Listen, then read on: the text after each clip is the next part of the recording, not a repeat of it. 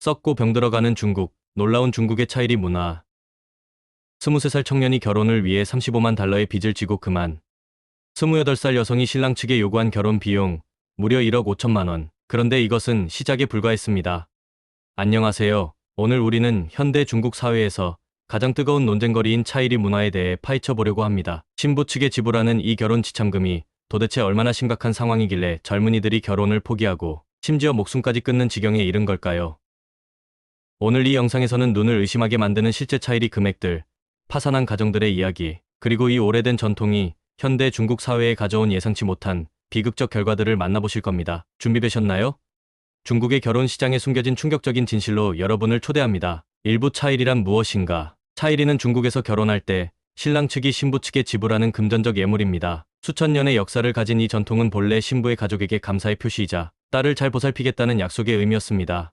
전통적으로 차이리는 소량의 금품, 보석 또는 가축 등으로 구성되었습니다. 하지만 현대 중국에서는 이 금액이 상상을 초월하는 수준으로 폭등했습니다.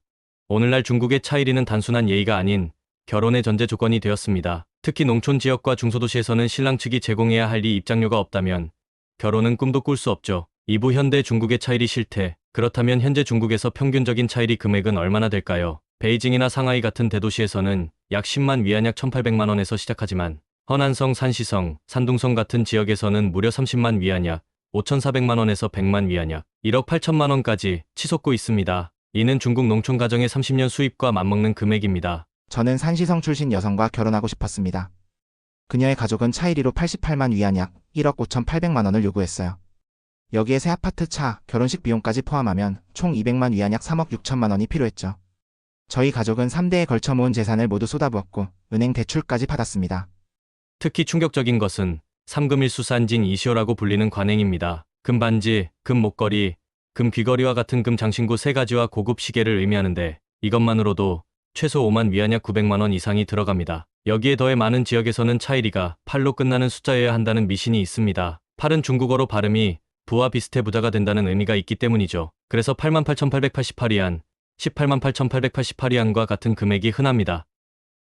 3부 충격적인 차이리 사례들. 이제 실제 사례들을 통해 차이리 문화의 현실을 더 자세히 들여다보겠습니다. 사례 1. 장시성의 신랑 파산. 장시성의 한 마을에서 26세 왕씨는 결혼을 위해 60만 위안 약 1억 800만 원의 차이리를 신부 측에 지불했습니다. 이 금액을 마련하기 위해 그의 부모는 집을 담보로 잡히고 친척들에게서 돈을 빌렸습니다. 결혼 6개월 후 신부는 성격 차이를 이유로 이혼을 요구했고 차이리 반환을 거부했습니다. 왕씨의 가족은 결국 파산했고 그의 아버지는 과도한 스트레스로 심장마비를 일으켰습니다. 현재 왕씨는 빚을 갚기 위해 도시에서 하루 16시간씩 일하고 있지만 이자만 감당하기도 벅찬 상황입니다. 사례 2. 허베이성의 바이웨딩 사기. 허베이성에서는 바이웨딩 바이혼이라고 불리는 새로운 유형의 사기가 등장했습니다. 이는 고액의 차이리를 받은 후 도주하는 결혼 사기를 말합니다. 2023년에만 허베이성에서 300건 이상의 바이웨딩 사기가 보고되었습니다. 한 사례에서는 신부 측 가족이 신랑으로부터 50만 위안 약 9천만 원을 받은 후 결혼식 전날 밤 모든 연락을 끊고 사라졌습니다. 이들은 다른 지역에서 같은 수법으로 5명의 다른 남성들에게도 사기를 친 것으로 밝혀졌습니다. 사례 3. 안우이성의 비극적 결말. 가장 비극적인 사례는 아마도 안우이성의 23세 리우씨 이야기일 것입니다. 대학을 갓 졸업한 리우씨는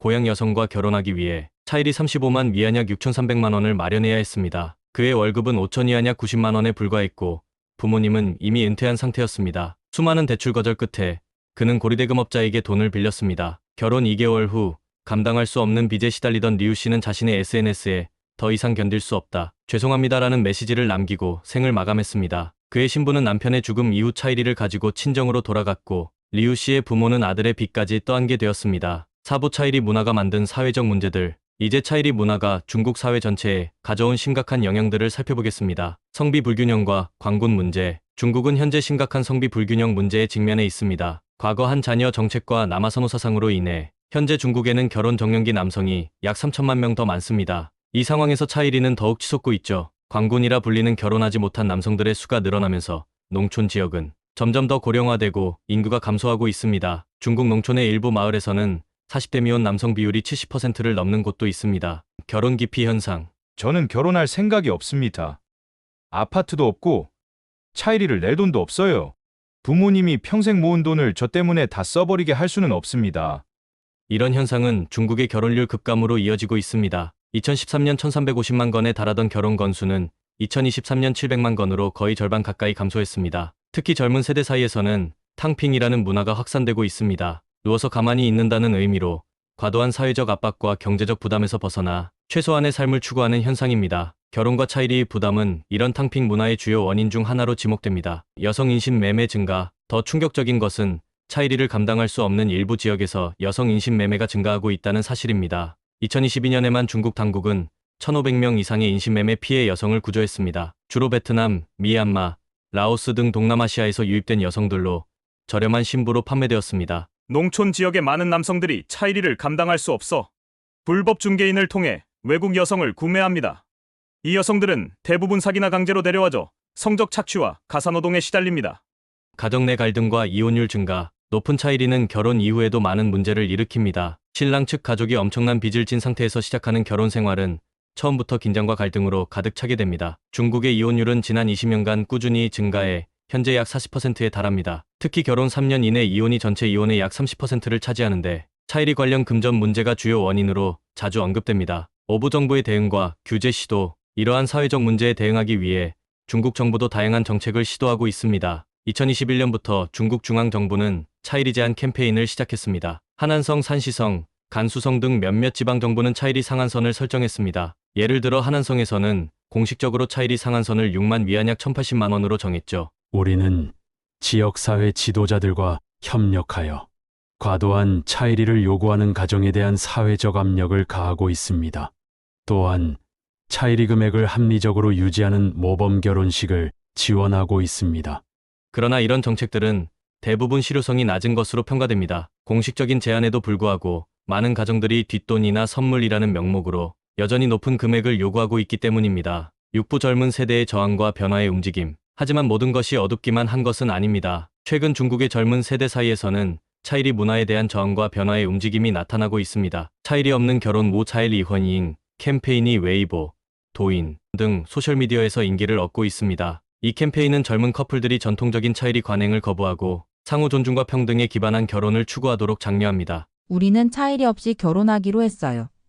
대신 양가 부모님께 감사의 의미로 소박한 선물을 드렸죠. 처음에는 반대가 심했지만 우리의 진심을 설명하고 설득했습니다. 돈 대신 우리는 서로에 대한 사랑과 헌신을 약속했어요. 결혼은 두 사람의 결합이지 금전적 거래가 아니니까요.